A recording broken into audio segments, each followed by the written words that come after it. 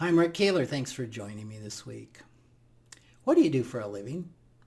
That's a common question when we're introduced to somebody new. When I'm asked that question, if there's no time for conversation or I really don't want to have a conversation, I'll say I'm a financial advisor. Discussion's usually over. If the social situation allows for more of a dialogue or I feel like talking, I'm increasingly starting to answer, I'm a financial therapist. This typically elicits a really puzzled look and a response similar to, what's that? I've never heard of a financial therapist. Now, when I'm being introduced to a financial planner or a therapist and they ask about the specifics, what type of practice do you have? And I feel really theoretical. I'm inclined to answer, well, I'm in the wellness business, which this typically results in a deeper and more theoretical dialogue. So I want to concentrate on wellness today. Wellness or well-being has a lot of definitions. The Oxford English Dictionary defines it as the state of being comfortable, healthy, or happy. When we drill down a bit deeper, many professionals agree that there are really three components of well-being. Emotional, which some will also call spiritual, financial, and physical.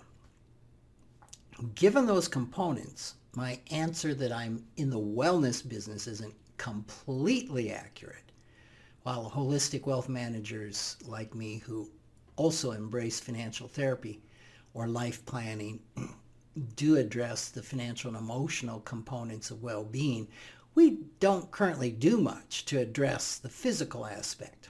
However, I really can't think of any other profession that is closer to being in the wellness business than we are.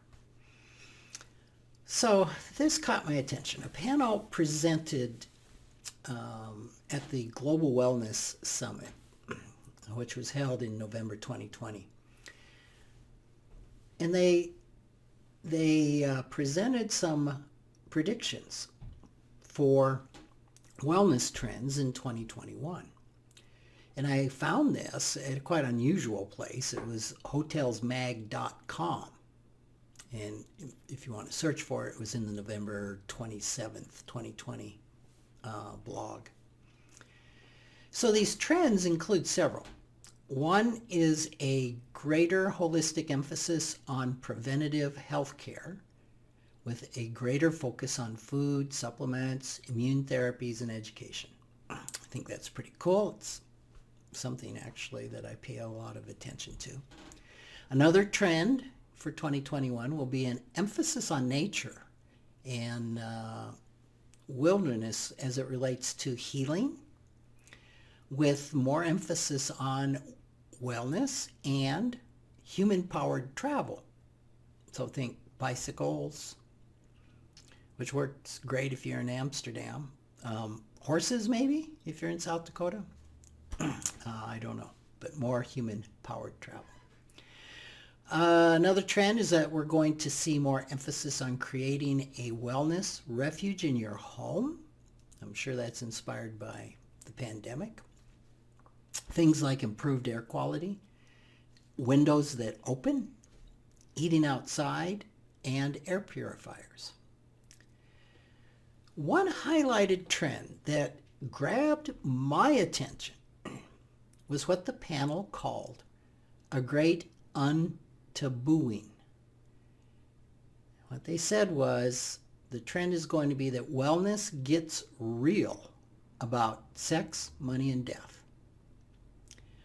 One panelist said that wellness is moving from being a narrowly focused industry to a massive and seismic cultural taboo toppling. I think they're saying it's a big deal. According to the hotelsmag.com article, the panel suggested that the wellness industry will expand its boundaries to riskier cultural pain points and the really big stuff like sex, money, and death, which have a stronger impact on wellness than the day-to-day vanities of wellness. The panel suggested we will see people getting real about money with new financial therapy and wellness approaches. Now, that kind of excited me when I read that, especially on a blog sponsored by the hotel industry. Many of my peers in financial therapy saw this trend well over a decade ago, probably now maybe a couple decades ago. Dick Wagner, CFP and phenologist, was well known for saying, talking about money is a 21st century taboo. He was founder of the Nasrudin Project, formed in 1995, which brought financial and mental health professionals together to begin talking about the intersection of money and emotions and their impact on well-being. Daniel Kahneman, a psychologist, further cemented the relationship between money and emotions. His groundbreaking research, which won a Nobel Prize in economics, he's a psychologist, remember, in 2002, found that 90% of all financial decisions are made emotionally, not thoughtfully. Even though the Financial Therapy Association celebrated its 10th year in 2020, understanding the union of emotions and money has a long way to go. While formal education in the field of financial therapy is growing in universities' financial planning programs, there's not one college or one college mental health program that has embraced the concept. The business colleges are where the financial planning programs reside, but not the colleges for mental health. Well, I think eventually that's going to change as the concept of wellness continues to expand across medical, mental health, and financial professionals.